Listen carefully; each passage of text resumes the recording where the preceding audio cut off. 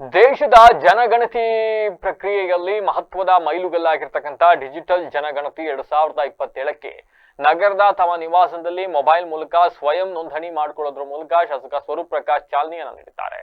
ಈ ಸಂದರ್ಭದಲ್ಲಿ ಮಾತನಾಡಿದ ಅವರು, ಜನಗಣತಿ ಕಾರ್ಯವು 2 ಹಂತದಲ್ಲಿ ನಡೆಯಲಿದ್ದು, ಮೊದಲನೇ ಹಂತದಲ್ಲಿ ಮನೆ ಗಣತಿ ಮತ್ತೆ ಪಟ್ಟಿ ಸಂಗ್ರಹಣೆ ಮಾಡಲಾಗುತ್ತೆ. ಎರಡನೇ ಹಂತದಲ್ಲಿ ವೈಯಕ್ತಿಕ ವಿವರಗಳ ಸಂಗ್ರಹಣೆ ನಡೆಯುತ್ತೆ.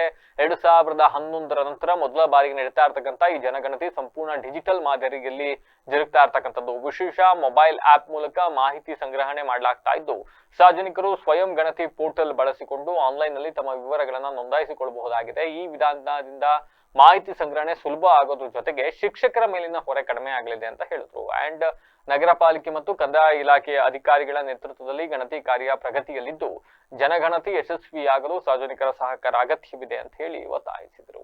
ಇನ್ನು ಈ ಸಂದರ್ಭದಲ್ಲಿ ಆಯುಕ್ತರಾದಂತಹ ಕೃಷ್ಣಮೂರ್ತಿ, ಇಂಜಿನಿಯರ್ ಸತ್ಯನಾರಾಯಣ ಹಾಜರಿದ್ದರು. ಎಲ್ಲರಿಗೂ ನಮಸ್ಕಾರ. ಇನ್ನು ಕೇಂದ್ರ ಸರ್ಕಾರದಿಂದ ಜನಗಣತಿ 2027ರಂದು ಮಾಡ್ತಾ ಇದ್ದಾರೆ. ಅದಕ್ಕೆ ಪೂರ್ವಭಾವಿಯಾಗಿ ಮನೆ ಗಣತಿಯನ್ನು ಮಾಡ್ತಾ ಇದ್ದಾರೆ. ಈಗ ಚಾಲನೆ ಕೊಡ್ತಾ ಇದ್ದಾರೆ ಹಾಗಾಗಿ ಏನು ಪ್ರತಿಯೊಬ್ಬ ವ್ಯಕ್ತಿಯ ಒಂದು ಮನೆಯ ಸ್ಥಿತಿಗತಿಗಳು ಮತ್ತು ಏನು ಮನೆಯಲ್ಲಿ ವಾಸವಾಗಿದ್ದಾರೆ ಅಂತ ಒಂದು ತಿಳ್ಕೊಳ್ಳಿಕ್ಕೆ ಇವತ್ತು ಸರ್ಕಾರದಿಂದ ಅಧಿಕೃತವಾಗಿ ಚಾಲನೆಯನ್ನು ಕೊಡ್ತಾ ಇದ್ದಾರೆ. ಅದೇ ರೀತಿ ಹಾಸನ ವಿಧಾನಸಭಾ ಕ್ಷೇತ್ರದಲ್ಲೂ ಕೂಡ ಹಾಸನ ನಗರ ಪಾಲಿಕೆ ಮತ್ತು ಗ್ರಾಮೀಣ ಭಾಗದಲ್ಲೂ ಕೂಡ ಇವತ್ತು ಮನೆ ಗಣತಿನ ಚಾಲನೆಯನ್ನು ಕೊಡ್ತಾ ಇದ್ದೀವಿ. ಇವತ್ತು ಡಿಜಿಟಲ್ ಮೂಲಕ, ಆನ್ಲೈನ್ ಮೂಲಕ ತಾವು ಇದನ್ನು ನೋಂದಣಿಯನ್ನು ಮಾಡ್ಕೋಬೋದು. ಹಾಗಾಗಿ ನಾನು ವೈಯಕ್ತಿಕವಾಗಿ ಪ್ರತಿಯೊಬ್ಬರು ಟೀಚರ್ಸ್ಗಳಿರ್ಬೋದು ಮತ್ತು ಲೆಕ್ಚರರ್ಸ್ಗಳು ನಿಮ್ಮ ಮನೆಗೆ ಈ ಒಂದು ಏಪ್ರಿಲ್ 1ರಿಂದ 15ನೇ ತಾರೀಕಿಗೆ ತಮಗೆ ಅವಕಾಶ ಇದೆ ಡಿಜಿಟಲ್ ಮೂಲಕ ತಾವು ನೋಂದಣಿ ಮಾಡ್ಕೊಳ್ಳಿಕ್ಕೆ.